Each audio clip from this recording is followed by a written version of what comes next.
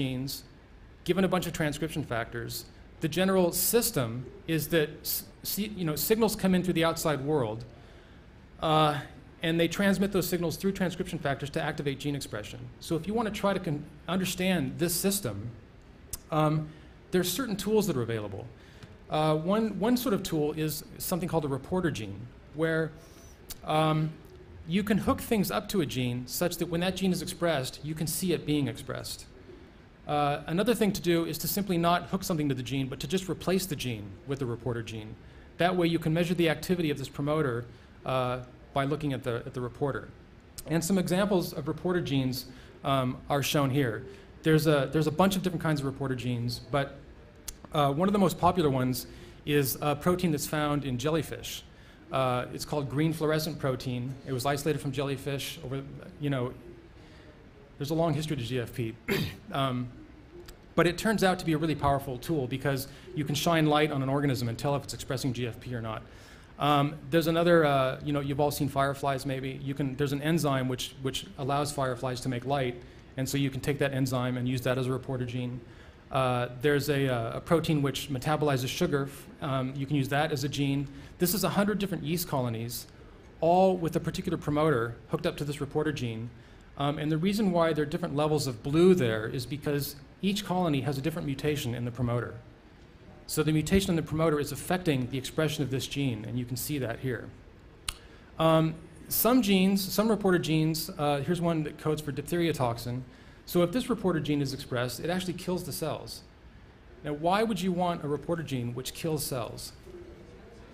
Consider that, diabetes. In diabetes, in your pancreas, there are certain cells called beta cells which produce insulin. For various reasons, like pregnant women go through fluctuations in the mass of their beta cells.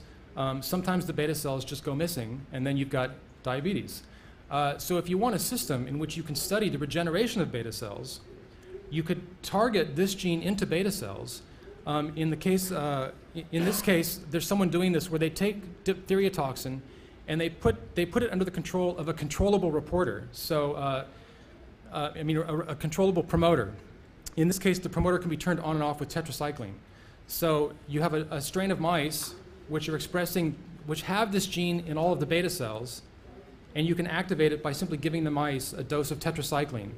So when you do that, the mice suddenly become diabetic, and that allows you to study what happens when the cells regenerate themselves, if they regenerate themselves. So you can get this gene to express in a particular tissue, and you can use it to study certain phenomena. Yeah. It's not always on. So whether it's on or not depends on if this promoter is being activated or not. No, assuming the promoter is activated, is it just always glowing? It would glow if there's the right metabolite around. So it uses some metabolite to generate light. And yeah.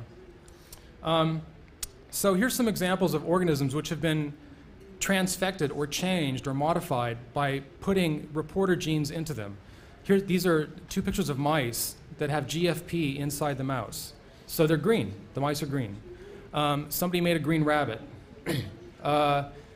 These are fish that you can find in fish stores. So in this case, these fish are expressing GFP. But there's a lot of fluorescent proteins in the ocean. And so people have isolated they've either mutated GFP to be a different color, or they've looked at other sea species and found other colors of proteins. One of them is YFP, yellow fluorescent protein. One of them is RFP, red fluorescent protein. And these are just zebrafish that have been transfected with these reporter genes. Here's an example of a pig. So the pig on the right is a regular pig. The pig on the left is a pig that's been transfected with YFP.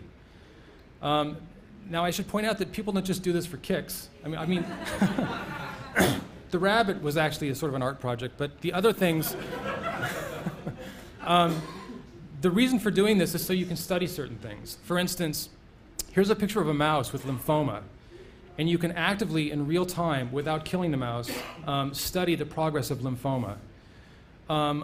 Another phenomena you can study is when people have blood transfusions, or like a bone marrow transplant. Often, you end up finding cells, like say 20 years after someone has a bone marrow transplant, if you section their brain, you'll find nerve cells which came from the donor. even though there were no nerve cells in the donor bone marrow. Also, you know, this is a Purkinje neuron, and once you're born, you don't make any more Purkinje neurons. So if you take a green mouse and have it give some kind of transfusion or a bone marrow transplant to a sick mouse, and then look in that mouse later, you can find cells that were never transferred, but yet are there. Meaning that either cells are fusing or there's some strange kind of event going on, but the point is that you can study these things if you have markers. Here's an example of modifying herpes simplex virus by adding the luciferase gene. So you can, what this allows you to do is track an active infection. Here's a mouse which on day 1 was exposed to virus in its eyes. And then over time, the virus spreads into the nasal cavity and everything, but then by day 9, the infection's gone. You know, you can't study this without some kind of reporter gene, or at least the way they studied it before reporter genes was to kill the mouse and slice up its head and sort of, you know, look at stuff. So with all this genomics, with all these modifications we can do now, sort of this notion has been coming up in a lot of conversations I've had in the last 2 or 3 years with people, where people are just starting to think of biology as parts, yeah?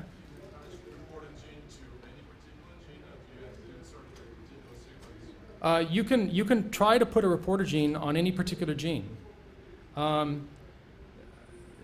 you don't know is if you attach a glob onto the end of some gene, if the original protein will be affected somehow. You know, sometimes the protein will cease to function if it's got a reporter gene attached to it. In that case, you can just try taking the promoter. You know, it's okay if a cell has 2 copies of a promoter. So you can leave the original gene in place with its promoter and its gene, but then copy the promoter and hook a reporter up to that and put it somewhere else. So that way you can sort of view the activity of the reporter with the reporter gene. Yeah? How reversible is this process right now? It's not, well, how reversible is it? That's a good question because, for instance, if you're going to engineer a virus to go attack cancer cells, you want to know that you can control that event and that something's not going to happen to it. So reversibility is sort of an active area of you know, engineering. And it depends though. Like E. coli and yeast, which are transfected with things, depending on how you transfect them, they can sometimes kick out the DNA and not have it anymore. Yeah? What's the mechanism for introducing reporter genes? It depends. It varies from organism to organism. So typically, you would sort of try to clone the reporter gene onto a piece of DNA in the lab, but then getting it into the genome and into the organism, it just varies. Like the, well, yeah, it just varies. So here's a guy that he's a developmental biologist, but now he's into systems biology. And you know, he makes the comment that scientific fields like species arise by descent with modification. So things have been the same in molecular biology for the past couple of decades, but now with all this information and all these genes, things are changing to sort of this notion that people are surrounded by piles of genes and proteins. So the idea that biology is parts is kind of out there. And if you're surrounded by parts, don't you sort of want to do something with them? If you think you understand the system, can't you put them together in some new way? So what would be the simplest thing you could do with some parts? So these guys decided, well, let's see if we can do something very, very simple. Let's see if we can design a cell which exists in either of 2 states, and we'll call it a toggle switch. And as a construct, this is what it would look like, given the things sort of I've already told you. You have a reporter gene, so you've got something that you can track and see if it's on or not. And that's it. If the cell is expressing the reporter gene, it'll be green. If it's not expressing the reporter gene, it won't be green. And so how can you sort of make that cell either exist in a green state or a not green state using off-the-shelf components? Well, here's one way to do it. You can take 2 different promoters. Each of these promoters is a repressible promoter, meaning it can be turned off with a protein. And you make each promoter control the repressor of the opposite promoter. So this is sort of a confusing way to look at it. But the other thing is, remember, repressors can be inactivated by inducers. Here's just a different view. Same thing. 2 promoters facing apart. Each one is going to control the expression of a gene. And depending on the configuration of this whole thing, a reporter will be expressed. So if this promoter is on, it's going to make this repressor by expressing transcripts, which gets translated into protein. So if this promoter's on, this promoter's going to be off. If this promoter's off, you're not going to make the reporter gene. The cells are not going to be green. That's one state. The other state is if this promoter is on, then you're going to express this whole transcription unit, meaning you're going to make a repressor and a reporter gene. That repressor is going to turn this promoter off, so you'll have green cells and an off promoter. So that's it. It's that simple that you've designed a cell which exists only in either of two states, not partially between the states. It's either green or it's not green. So what characteristics does this have that people might think about? One is that it has memory, because these repressors respond to things. So the cell can exist in one of two states, and you can add the inducer of either repressor whenever you want. So consider, for instance, like if you design a repressor to recognize some environmental contaminant, and these cells are sitting out there in a stream bed, and they're supposed to recognize if any, I don't know, if any cadmium comes by. If the cells are exposed to cadmium, maybe they'll turn green. And they're going to stay green even after the cadmium goes away, because once the switch has been flipped, it stays in that state. But then you can also reset it by adding the other inducer. So you can stably make the cell go into one state or the other. It'll stay in that state, so it's got memory, and you can always reset it. So this is a really simple example. It's probably one of the simplest examples of taking components and doing some engineering, some intentional engineering to make the cell do one of two things. And this is what the DNA would look like. So you can make this in the lab, or you can order it from a company. There's companies which do DNA synthesis. But it's basically just putting a bunch of components together in a particular configuration. So this is an example of what you would call bioengineering. Huh? Did it work?